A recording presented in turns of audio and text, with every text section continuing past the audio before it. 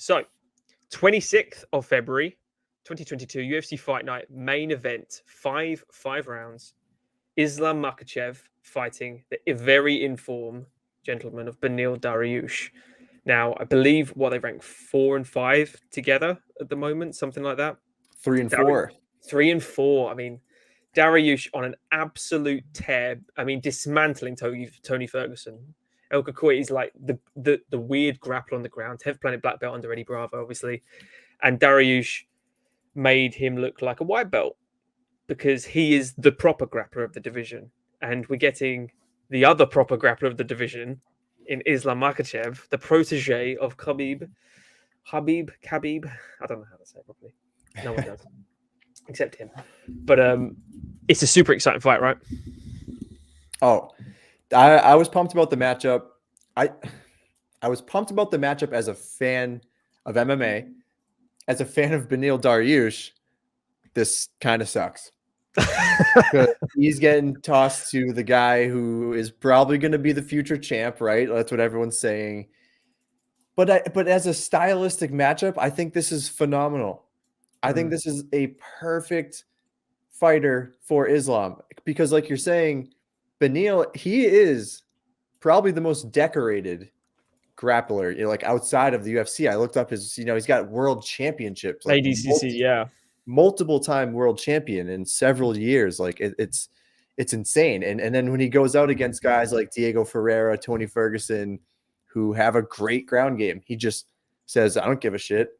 I'm going to do that. I'm going to show you exactly how much better I am. And he did it. Yeah. And then you add in the fact that he also has some of these viral round one knockouts, spinning back fists and whatnot. And you're like, okay, I mean, this guy can get it done. That was against Scott Holtzman, wasn't it? Yeah, I remember that. No one has ever finished Scott Holtzman. He was the first to do it. Jakar Close, that was an early round 2. I think, it was like a spinning back fist that like knocked him down or something. Guy's nuts. Yeah. And the thing is as well is I've read in so many documented interviews from Beneil, they said, what's your game plan going into this with Islam? Is it going to be something of try and keep it standing? As you know, his grappling is so good. He goes, what about my grappling? He said he should fear my grappling just as much as I should fear his technically. There's a complete difference in grappling here. One is a pure jiu-jitsu based grappling system. One is a sambo. One is a pin and hold down and a smash. Not saying it doesn't have submissions, because obviously it does. There's a lot of locks and arm triangles and that sort of thing. Kimuras, hence you saw against Dan Hooker. But with Islam, it's Beneil, it's more slicing through a guard, creating a top game pressure, getting into a dominant space, then working the game. It's not hold them in half guard and ram them against the cage and just shove your lunchboxes into their face like Islam does. It's progress until you achieve that perfect position for you. Islam doesn't do that. He just puts you in a position that you're uncomfortable in, holds you there and beats you up. And that's why he's so good, damn good and successful, because he's taken all the blueprints of what made Khabib so special and perfect and an impossible puzzle to solve, because no one could do it. And he's almost perfecting it, because he's, I don't want to say more exciting than Khabib. It's on par, but I was never a Khabib fan. I don't like him. I never connected to Khabib. So I always bet against him every time. And I always get slagged off for it.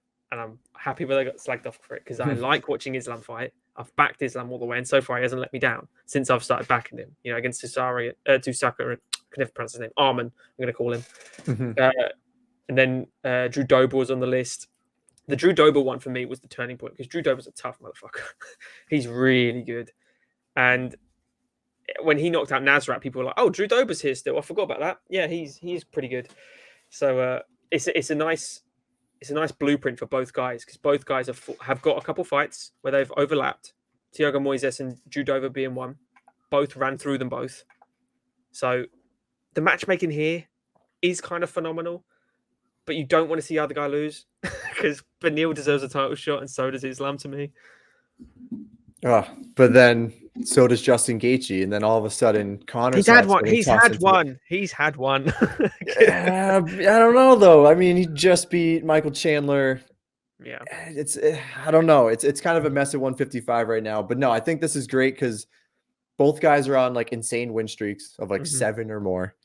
They have the names. They all have great names on the resume. There's no doubting that. I guess if anything, you could say the Tony Ferguson for Dariush. Tony's a shell of himself. Charles Oliveira just did that to him before that. Just grappled him for 3 rounds and killed him. But I think the Diego Ferreira win was awesome, just really showing how good he is as a grappler. So, and I think a good thing about Islam's game too is he's so big. We see that he's a bigger guy in this division. He's overpowering. But Beneil's a big guy too. He's 5'10". He actually has the reach advantage here. Yeah. So I don't think necessarily Islam's gonna kind of walk all over him. I think at the very least we're gonna see a good back and forth. And if I'm Beneil Dariush, 100% grapple, survive, tire him out. After maybe round 3 or so, that's when you can kind of hopefully have the cardio to push a little bit harder, maybe keep it on the feet this time and try to go for the knockout. I think that's what you have to do. You got to tire this man out and then put an end to him. Yeah, because that's the harder part, though, isn't it? It's so easier said than done. Because the amount of pressure Islam puts on people, he uses his boxing to create that range. He closes that gap, grabs you. And once he's got you, he's got you. You are not getting him off. Yep. And that's the point. You have to completely evade that grapple. So either Beneil, there's no way you are convincing me that Beneil is going to prevent that pressure, because he's not that kind of fighter. He is not a technical striker that has the lateral movement to evade. He just cannot do it. Dan Hooker had that, couldn't do it. So there's no way anyone can convince me Beneil can do that. But what Beneil can do is go with it and go, okay, I'm going to my back. I'm going to my side. I can do this easy. Or reverse it. Push him on his back. Can we see Beneil Dariush mount an Islam? Do you reckon he can pass through his guard? Not as obviously as easy as other people, but what's Islam's back game like? We've never seen Khabib fight off his back. Their top games are ridiculous because they always smash. But can they defend off their back is the question. Right. And that's why I think Dariush is kind of the perfect opponent here. And this is going to be an extremely good test to see, say Islam goes out there, puts on another clinic, then we have a much clearer picture as to how he'll stack up against Charles Oliveira. If he beats Dariush, if he out-grapples Dariush, he will smash Oliveira to pieces, in my opinion. Right, because those are the 3 grapplers right there. Those are the 3 best grapplers at 155. So this is an extremely important test. If Islam goes out there, gets this done, he's going to come in as a big favorite, probably over Oliveira, which is insane. But he's going to get the title shot. Probably, especially as he has Khabib as his corner man. I don't know if is he going to be cornering for this fight? I'm not sure, because obviously Khabib's doing his own promoting thing now with Eagle FC. So I'm not sure if Khabib's going to be there for everything. I imagine he will, because they're pretty much brothers essentially throughout all of this. But no, it does play. I don't see how this is going to be a striking fight at all. I think anyone lands a significant shot on the feet, it's going to be Dariush in a defensive manner. He's got to be explosive. He's got to make Islam respect some power, make him back off, make him wary. If you come in, take me down, you're going to hit a knee, you're going to hit something. We know he's got the explosivity in him because Holtzman. It's clear. You can do it once, you can do it again. Now, obviously, different caliber of opponent. Very different. A little bit, Holtzman and Islam. But no, I really do believe Dariush should be... If there's a big difference in the betting line come this fight, Dariush is not a bad bet to have. Someone has already beaten Islam. You can stop him. He's been beaten. He's been KO'd. That's key. I think that's key. We know he's human. He's been put out. It was a long time ago. That was 2015, but it was a round 1 finish. Yeah. Dariush has that on his record. He certainly can do it. And I think it's a good point. It's going to come defensively too. So if Islam is getting a little too close, maybe you see the spinning elbow come. Yeah. He could very well throw that. So I think that's good that he has that in his back pocket at any given point. But I do think, he just leans into it. Just go in. You are a grappler. You should have all the confidence in the world as a grappler if you're Dariush.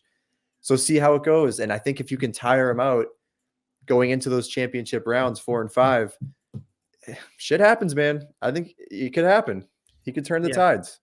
Yeah. Can someone go 5 rounds of him as well? Because no matter what happens, as long as Dariush doesn't get subbed in a minute like Hooker, or smashed and ragdolled like Dober or anything like that. If he goes and puts up a fight, his stock don't drop. It rises to me, even with a loss Yep. here. Absolutely, like I'm fully behind that. I think Dariush, no matter what, especially after beating Tony Ferguson, how he did, his stock is super high. I know Ferguson's almost like a troll character now in this division. He's Yep. once upon a time it was the Khabib Fergie what we wanted, and we know how that would have probably gone by now. When seeing arguably two Oliveira and Dariush are sensational grapplers, but are they as good as Khabib? And see what they did to Tony. They just pinned him.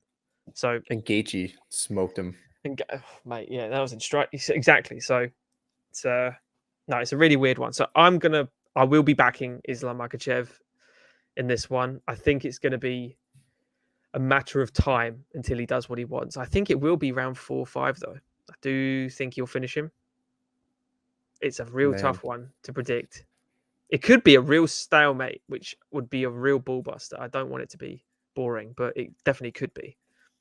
Yeah, you never know with grappling matches. You know, it just depends. If Dariush is able to reverse position, I think that's going to be huge. Damn it, I'll take a flyer on Dariush because he's going to come in. I'll tell you, he'll come in as like a 3-1 underdog for sure. Yeah, even though he's the higher ranked guy, Makhachev is flying as the favorite pretty much from here on out. So I'll take a flyer. By sub. Dariush. It had to be late. I think a late finish is good for both guys. We're going to see who is the more fresher fighter in rounds 4 and 5, and that's where we'll probably see a good finish. Yeah. No, it's an interesting fight. Let us know, guys, in the comments who you think has this one, Dariush or Makhachev. Makhachev army is always in these comments, and if you go against them, you might get pelted. So I'll get my hat on. My hard hat. Yeah, perfect. Awesome. That's it, man. Cool.